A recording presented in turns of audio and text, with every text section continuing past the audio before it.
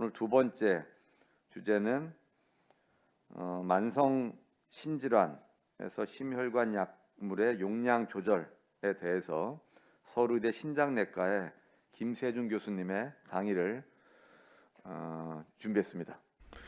안녕하십니까. 분당 서울대학교 병원 신장내과 김세중입니다. 이번 학술대회에 초청해 주셔서 감사의 말씀을 드립니다. 제가 말씀드릴 내용은 Cardiovascular Drug Dose Adjustment for Chronic Kidney Disease입니다. Chronic Kidney Disease CKD는 GFR에 따라서 이런 단계로 나누고요. 또 단백뇨의 양에 따라서도 또 이렇게 세 단계로 나눕니다. 당연히 GFR이나 이런 그 단백뇨 양이 진행할수록 예후가 더 나쁘겠죠. 특히 약물의 용량은 이런 GFR 카테고리에 따라서 나뉘어지기 때문에 GFR을 잘 이해하는 것이 중요합니다. 또한 이렇게 GFR이 나빠질수록 진행할수록 카디오바스쿨라 디지즈 또 이런 모탈리티라든지 카디오바스쿨라 이벤트, 하스피탈레이션 같은 이런 일들이 더 이렇게 빈도가 증가하기 때문에 콩팥과 심장은 아주 밀접한 관계가 있다 얘기할 수 있겠습니다. 특히 이렇게 한국에서 진행된 CKD 코호트 자료를 보면 이런 만성 콩팥병 단계가 진행을 할수록 LVH라든지 혹은 코로나리 아테리 칼슘 스코어 같은 것들이 더 진행하기 때문에 이러한 것들이 또 이렇게 콩팥병이 나빠질 때 심장 이벤트들이 더 많이 생기는 그러한 근거로 설명하고 있습니다. 아테로스클레로시스는 이렇게 플락이 생기고 럽처가 돼서 막히는 이런 이벤트를 발생을 시키는데 콩팥이 나쁘게 되면 이러한 이벤트가 증가하는 것 뿐만이 아니라 이렇게 칼슘, 미리아의 쪽에도 칼슘이 심착되는 이런 프로세스들이 함께 진행하기 때문에 이런 GFR이 감소할수록 이런 코로나리 아테리 디지즈를 비롯한 이런 이벤트들이 더 많이 증가하는 것으로 이렇게 알려져 있습니다. 해서 이 GFR을 잘 이해하시는 것이 중요한데요. GFR을 가장 많이 보편적으로 쓰고 있는 것이 MDR 이퀘이션을 이용한 GFR, Estimated eGFR이 있고요. 또 CKD-EPI라고 해서 나와 있는 공식, 이 두 가지가 가장 많이 쓰입니다. 요즘은 EMR에서 다 크레아티닌 검사를 내시면 이런 것들이 다 함께 리포트가 되는 것으로 알고 있습니다. 특히 MDRD 같은 경우는 에스닉 팩터가 있는데 한국인 경우에는 거의 1에 가깝기 때문에 이것을 그대로 사용하시면 되고요. 조금 더 이제 성별에 따라서 조금 더 자세하게 나눈 이런 CKD-EPI 공식이 조금 더 메저드 GFR과 더 가깝다고 해서 요즘은 이 CKD-EPI 공식을 많이 사용하고 있습니다. 근데 CKD 가이드라인을 보시면 대개 약제를 처방을 할 때에 이 사고치의 여과율에 따라서 약물의 용량과 간격을 이제 확인을 해야 되는데요. 이때 사용하는 사고체 여과율은 그럼 뭐냐 하면 대개는 많은 이런 약제들을 도징을 할 때 체표 면적을 고려하지 않은 추정 사고체 여과율을 사용하는 것으로 되어 있습니다. 즉 이런 가장 많이 쓰는 공식 코크로프트 골드 포뮬라를 이용한 이런 크레아틴 클리어런스 공식을 가지고 많이 사용을 하고 있습니다.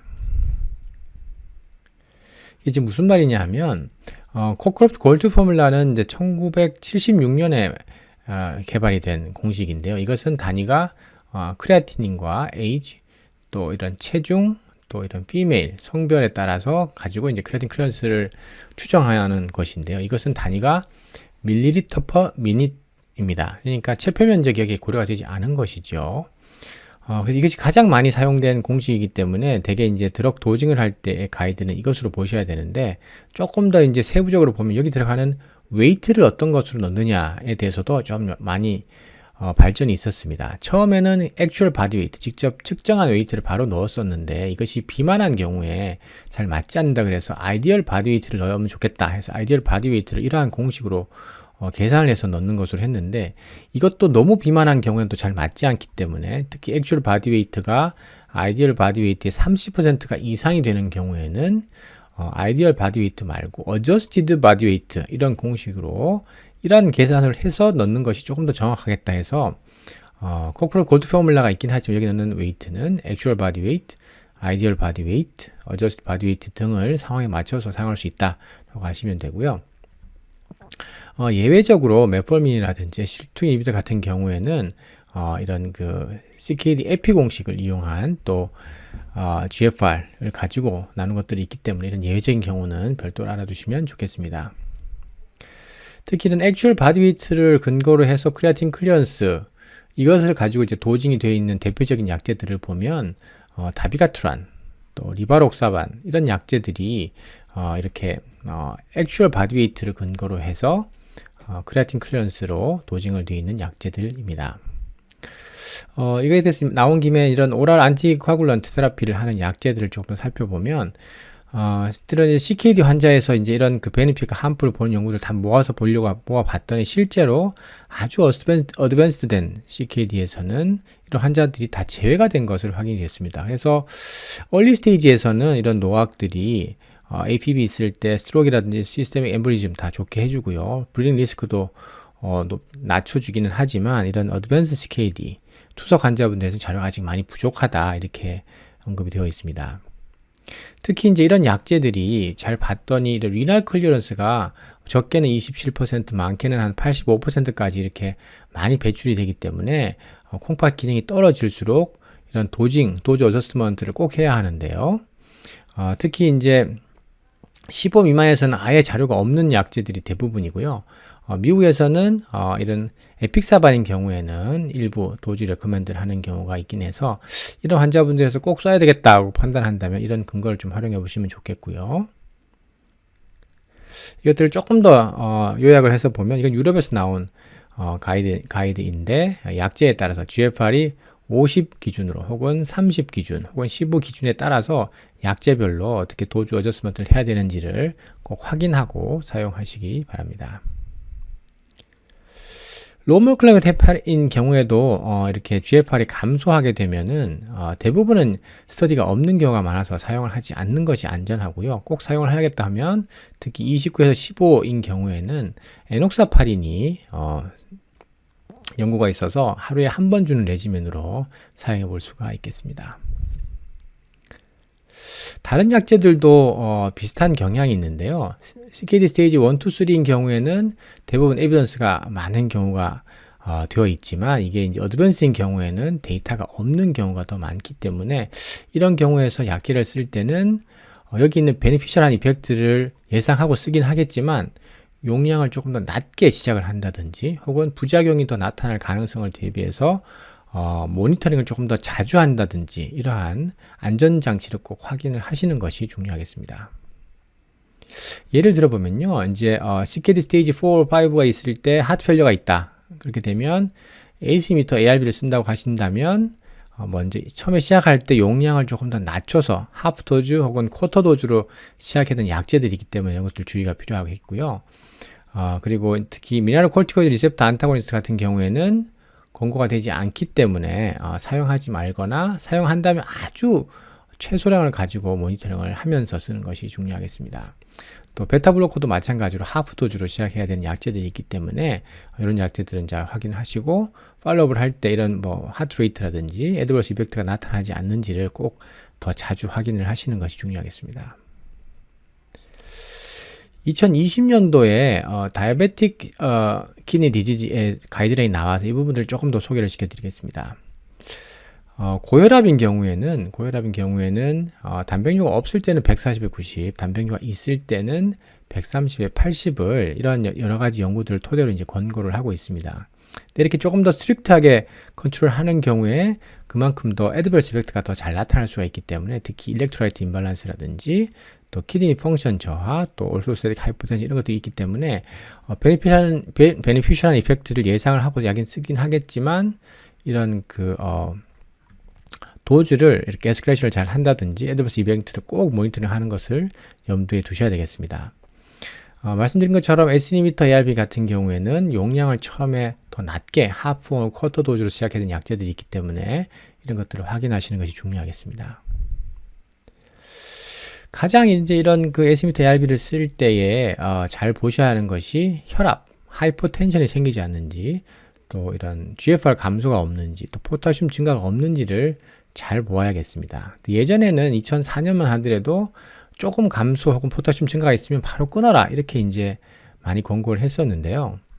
이게 특히 GFR 같은 경우에는 초기에 GFR이 이렇게 감소되는 환자들이 장기적으로 봤을 때 오히려 GFR 보존이 더 잘 되더라 이런 연구들이 보고가 되면서 이게 당장에 조금 GFR 감소가 보인다고 하더라도 혈압이 잘 유지가 된다면 또 이런 그 GFR 감소에 대한 다른 것들 좀 평가를 해보고 조금 더 써볼 수 있겠다. 혈압이 이렇게 떨어지거나 포타슘이 증가되는 것까지 같이 있을 때 그때 끊어볼지를 고민하는 것이 좋겠다. 이렇게 조금 더 권고를 하고 있습니다. 그래서 이 그림으로 확인해 보면 CKD 환자들에서 ASMT-ARB를 쓸 때에 당연히 이제 크레아티닌과 포타슘 잘 봐야 되겠고요. 특히 포타슘이 증가 혹은 크레아틴 증가가 있을 때는 다른 원인은 혹시 겹쳐진 원인들이 없는지를 한 번 더 평가를 하고 이거에 대한 인터벤션을 먼저 고려한 다음에 이후에 ASMT-ARB를 줄이거나 끊을 것을 고려하는 것이 좋겠다. 이렇게 이제 조금 더 완화된 중단 기준을 완화한 그러한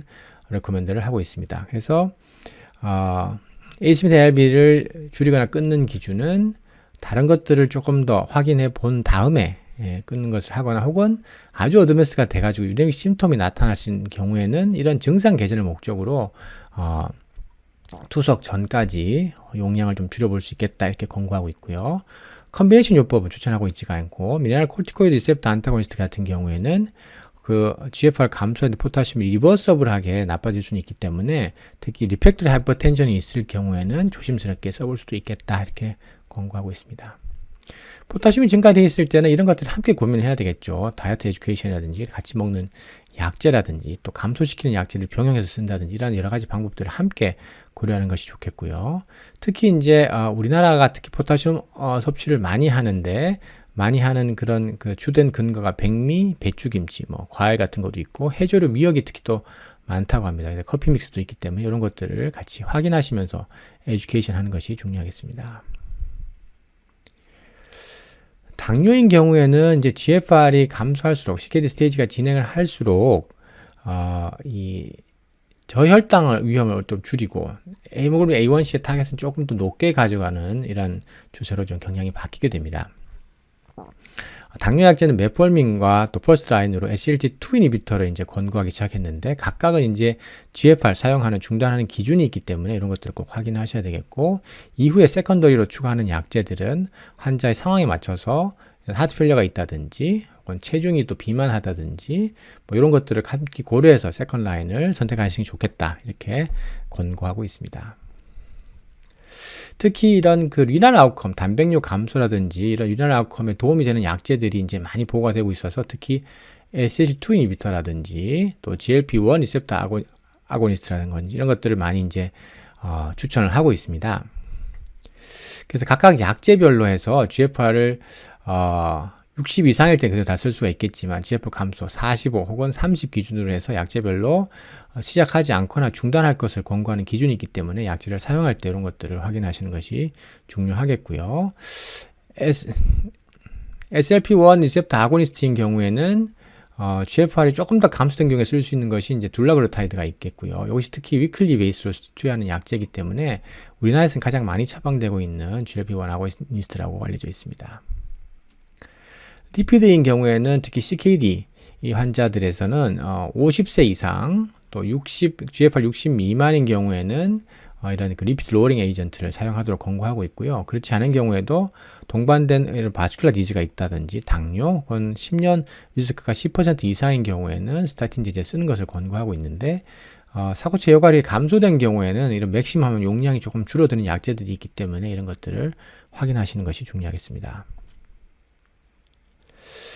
특히 이제 GFR 30 미만하고 투석 환자에서는 이것은 이제 맥시멈 용량이 감소하는 약제들이 있고요. 특히 파이브레이트 같은 경우에는 15 미만에서는 금기로 되어 있고 특히 페노파이브레이트 같은 경우는 AKI의 리스크가 있기 때문에 이런 것들을 확인하는 것이 중요하겠습니다. 다른 이뇨제라든지 베타블로커, 칼슘 채널 블록 같은 경우에도 사용하다 보면 특히 사야자이드 같은 경우에 GFR 30 미만에서 효과가 많이 떨어지기 때문에 사용할 때 유의할 수 있겠고요. 다른 일렉트로라이트 임발란스라든지 혹은 또 이렇게 하이퍼칼레미아, 또 이런 프로틴유리가 악화된다든지 이디마 같은 이런 사이드 이펙트가 더 많이 나타날 수 있기 때문에 GFR이 감소한 환자에서 있는 약을 쓸 때 이런 애드버스 이펙트에 대해서 잘 확인하시는 것이 중요하겠습니다. 사코비트리를 많이 이제 최근에 쓰고 계시죠. 쓰고 계실 텐데 이게 GFR 감소된 환자에서는 데이터가 많지가 않습니다.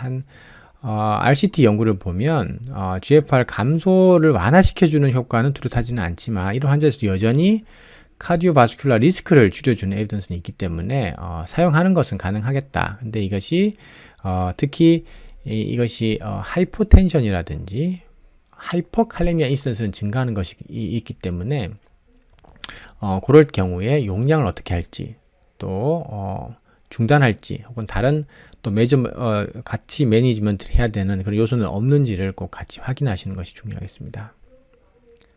말씀드린 대로 이렇게 CKD 환자에서 하트페일러가 있을 때에 쓰는 약제들은 스테이지 1, 2, 3단계에서는 데이터가 많이 있긴 하지만 4, 5단계에 여전히 많은 자료들이 축적되어 있지가 않습니다. 그래서 말씀드린 대로 에비던스가 충분하지 않은 것이 가장 큰 문제점일 수는 있겠지만 사용을 한다면 CKD 1, 2, 3의 데이터에 근거해서 쓰긴 하되 이니셜한 용량을 더 낮은 용량에서 시작한다든지 또 애드버스 이펙트를 조금 더 자주 모니터링 한다든지 이런 것들을 감안하시고 쓰는 것을 고려해 봐야 되겠습니다.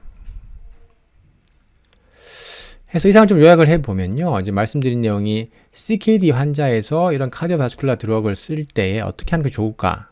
우선 가장 투여 용량을 할 때 근거로 하는 것은 가장 많이 쓰는 것이 CG 포뮬라이다. 말씀을 드렸고 쓰는 바디웨이트 들어가는 공식에 들어가는 바디웨이트는 액츄얼 바디웨이트, 또 아이디얼 바디웨이트, 어저스티드 바디웨이트를 각각 상황에 맞춰서 쓸 수 있기 때문에 이런 것들을 함께 아시면 좋겠습니다. 대부분은 액츄얼 바디웨이트 쓸 수 있겠지만 약간 비만한다든지 또 아주 많이 비만하신 경우에는 어저스티드 된 바디웨이트를 사용하시는 것이 좋겠습니다. 최근에 많이 나와 있는 이런 오랄 안티코아굴런 테라피들을 할 수가 있겠는데 이런 것들은 GFR에 따라서 용량이 달라질 수 있고 투석에서 또 쓸 수 있는 권고되는 약이 있고 그렇지 않은 약제들도 있기 때문에 어드밴스 CKD에서는 꼭 확인을 하시는 것이 중요하겠고요. L-시미터 ARB는 스트릭트 BP 컨트롤 위해서 사용할 수는 있지만 크레아티닌하고 포타슘 모니터링을 잘 해야 하는데 이것들에 대한 기준이 예전보다는 좀 완화가 돼서 이런 애드버스 이펙트가 나타났을 때에 그거에 대한 1차적인 원인 평가를 먼저 하고 치료를 먼저 하고 나서 그럼에도 불구하고 계속 호전이 되지 않는 경우에 중단하거나 용량을 줄이는 것을 고려하는 것으로 레코멘드하고 있습니다. 당뇨 약제들도 많은 변화가 있었는데요. 최근에 SGLT2 이니비터라든지 GLP-1 리셉터 아고니스트들이 이런 리널 아웃컴에 도움이 된다는 리포트들이 많이 나오고 있어서 이런 것들이 조금 더 적극적으로 권고가 되고 있고요. 근데 각각 약제별로 효과가 있는 사고치의 여과율 단계라든지 그런 것들이 있기 때문에 그런 것들을 확인하시고 쓰는 것이 중요하겠습니다. 리피트 드럭은 CKD 스테이지에서 50세 이상 또 사고치역이 60 미만인 경우에는 쓰도록 권고를 하고 있고요.